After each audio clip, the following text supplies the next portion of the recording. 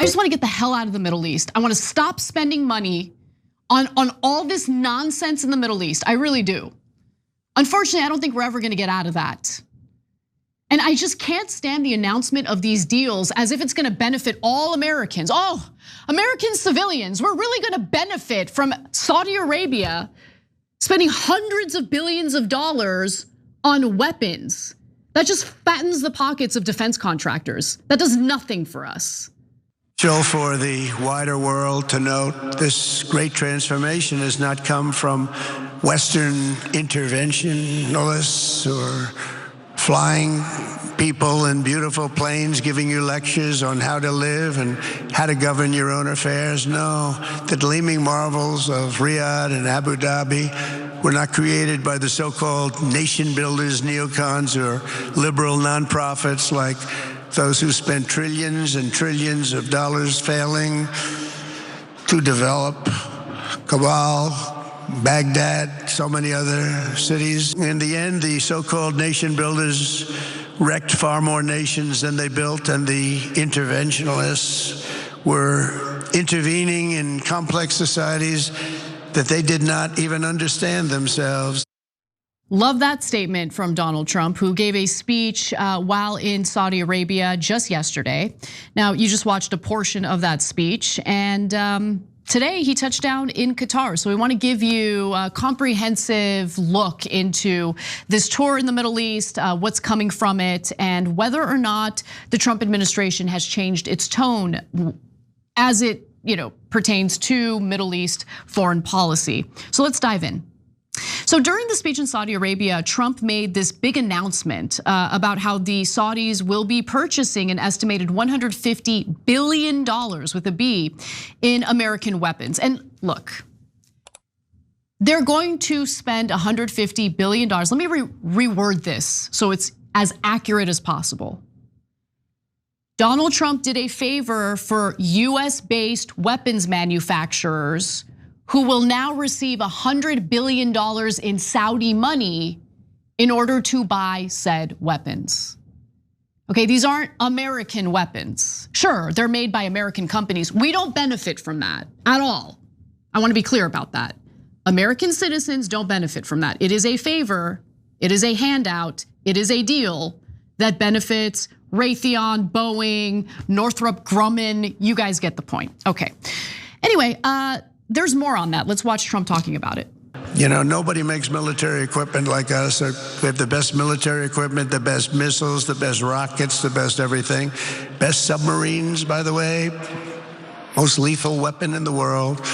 In addition to purchases of $142 billion of American-made military equipment by our great Saudi partners, the largest ever. So per the White House, the package also includes extensive training and support to build the capacity of the Saudi armed forces, including enhancement of Saudi service academies and military medical services. So I gotta be honest, as we're watching Israel use these same weapons, these same bombs to brutalize and slaughter innocent civilians in Gaza, it's kinda sick to hear Trump touting the lethality of these bombs and these weapons. But anyway, so the weapons deal is part of a larger, according to Trump, $600 billion investment agreement between the United States and Saudi Arabia. But honestly, the details on this are slim. Okay, I have a lot of questions, and unfortunately, at this moment, we don't have enough answers.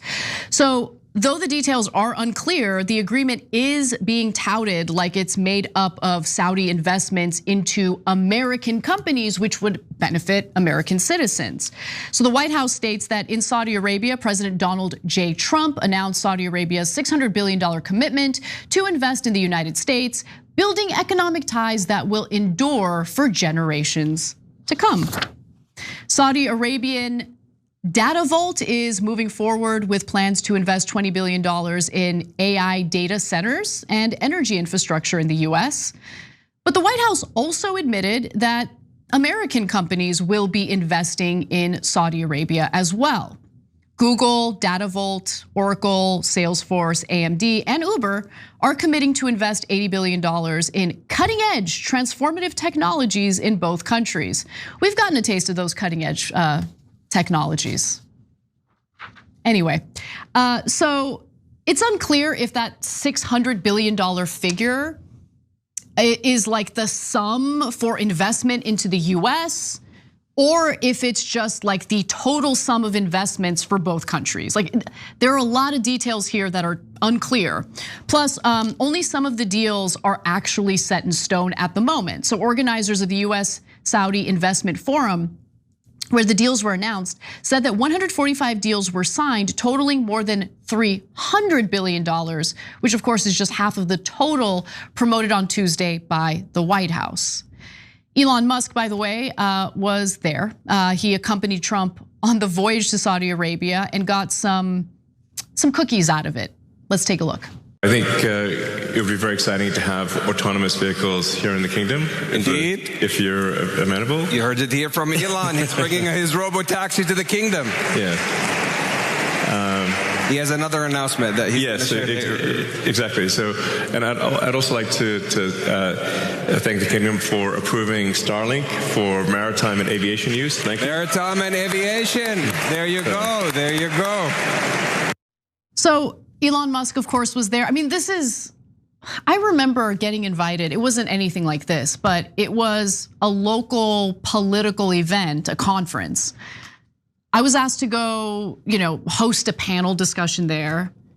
And I mean, it was all a charade, like a charade, okay? Like, it was all fake. It was all just a venue, a platform in which business deals could be made, okay? There was nothing cerebral about that experience. It was just obvious that all sorts of foreign leaders were coming together in the same location in order to work out business deals. And so that's what this is really about. Obviously, that's why Elon Musk was there, to see what kind of business he can get out of it. And there were other executives there, including the CEO of Nvidia, Larry Fink, the CEO of BlackRock. Wow, he took a little break to do a little bit of traveling instead of snatching up all of the residential real estate in the United States. How nice of him. Sam Altman, the CEO of OpenAI, was there as well. Who wasn't there was also interesting. So Jeff Bezos, of course, not a fan of Saudi Arabia after the Saudi crown prince ordered the murder and dismemberment of Jamal Khashoggi, who was in fact a writer for the Washington Post, a paper that Jeff Bezos owns. Yeah, he didn't go to Saudi Arabia, and neither did Mark Zuckerberg. He was not present either. So let's pivot to a big announcement that Trump made in Saudi Arabia in regard to his administration lifting all sanctions on Syria after the leaders of Turkey and Saudi Arabia asked him to do so. And by the way, Israel, for whatever reason, was urging him against doing this, but Trump did it anyway. An Israeli official told CNN that when Prime Minister Benjamin Netanyahu met Trump in Washington in April, he asked the president not to remove sanctions on Syria. But apparently Netanyahu was unable to get his way. And so Trump did pay lip service to the normalization agreement between Israel and Saudi Arabia during his time there, but said that Saudi Arabia could, pursue the normalization on their own time. I love it. So Trump even met with interim Syrian President Ahmed al-Shara. And Trump's meeting with Shara was the first meeting between a United States president and Syrian president in 25 years. So it was a pretty big deal. Obviously, this is the guy who succeeded in toppling Bashar al-Assad's regime. And until recently, al-Shara had a $10 million US bounty on his head, but things are different now. Al-Shara was placed on the US specially designated global terrorist list in 2013 for heading Al-Qaeda's affiliate in Syria, known as Al-Nusra Front, and allegedly orchestrating suicide bombings across Syria. Stand-up guy. Now, al-Shara just led the insurgency and toppled the Assad regime. He requested that al-Shara, Trump did, tell all foreign terrorists to leave Syria, deport Palestinian terrorists, normalize relations with Israel, and help prevent ISIS from reemerging. He also said this. I How did you find the Syrian president? Right. I think very good. Young, attractive guy, tough guy. You know, strong pass, very strong pass fighter. Is that worrying? But he's got a real shot at pulling it together. He was a terrorist like yesterday, but he's a young, strong guy. He's a young, strong guy. You know, and we wanted Assad gone. He wasn't friendly to Israel. So the United States, along with Israel, you know, helped support the rebels in the toppling of Bashar al-Assad. So anyway, look, I just find it hilarious that Israel didn't want the US to lift sanctions on Syria, given the fact that Israel wanted the toppling of Bashar al-Assad probably more than any other country. They got their way and they immediately went on to grab hold of Syrian land. That's what they did. It's just amazing to me. Like you have to kind of see everything, take a step back and see the bigger picture, right? Because it's not just one story in a vacuum that's gonna help you make sense of the foreign policy the United States engages in. We have someone who was a terrorist like not too long ago, now serving as the leader of Syria. And because of the fact that he's not Bashar al-Assad, who by the way was a brutal dictator himself, but a brutal dictator that Israel didn't like, okay? Now this new guy, a little friendlier to Israel, and all the rhetoric about terrorism changes when it comes to Donald Trump. Suddenly, what terrorism? He's a young, strong guy. Okay, look, I don't want war with Syria, don't get me wrong. It's just, when you literally have American college students being referred to as terrorists by the Trump administration for engaging in their First Amendment rights, protesting and calling out and criticizing a foreign government, it just kind of makes you think when the new leader of Syria, who was aiding and abetting Al-Qaeda, is now being referred to as like some hero, some great, strong, young guy. Okay, whatever. It's just sick. All of it is really sick when you think about it. I just want to get the hell out of the Middle East. I want to stop spending money on all this nonsense in the Middle East. I really do. Unfortunately, I don't think we're ever going to get out of that. And I just can't stand the announcement of these deals as if it's going to benefit all Americans. Oh, American civilians, we're really going to benefit from Saudi Arabia spending hundreds of billions of dollars on weapons. That just fattens the pockets of defense contractors. That does nothing for us. Okay, it keeps some of the American workers at these companies employed, great. But I would rather that not be our top export. I would rather we not, export as many weapons, missiles, bombs as we do. But defense contractors have just as much say and just as much sway over our government as Israel does. So there you go. We're supposed to celebrate, Saudi Arabia spending hundreds of billions of dollars on US weapons. Great. Okay. So a few more details. Trump even met with, he met with the president, the new president of Syria, the interim president of Syria. I'm sure, they'll have democratic elections and everything. Any day now, it'll happen. But I also want to talk a little bit about one more thing, Qatar. So Trump did arrive in Qatar today and was greeted by a motorcade that Qatar put together that included 2 Tesla Cybertrucks.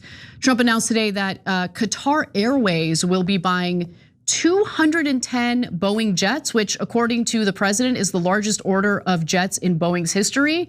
I don't really give a crap about that at all, but nonetheless, the president boasted that the deal was worth $200 billion, but a fact sheet from the White House said the true number was $96 billion. I don't care how much money it is. I would rather the amount be zero.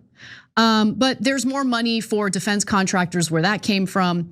Qatar and the United States signed a statement of defense cooperation that includes a $1 billion agreement with Raytheon for Qatar's acquisition of counter drone capabilities, a nearly $2 billion agreement with General Atomics for Qatar's acquisition of a remotely piloted aircraft system, and $38 billion in potential investments, including support for burden sharing at Udeid Air Base, I don't know how to pronounce that, which houses Qatari, American, and British airmen. In total, the White House said the deals announced by Trump amounted to more than $243 billion between the United States and Qatar. The Trump administration also said the agreements with Qatar were expected to generate an economic exchange of $1.2 trillion, though it was unclear how the administration arrived at that figure.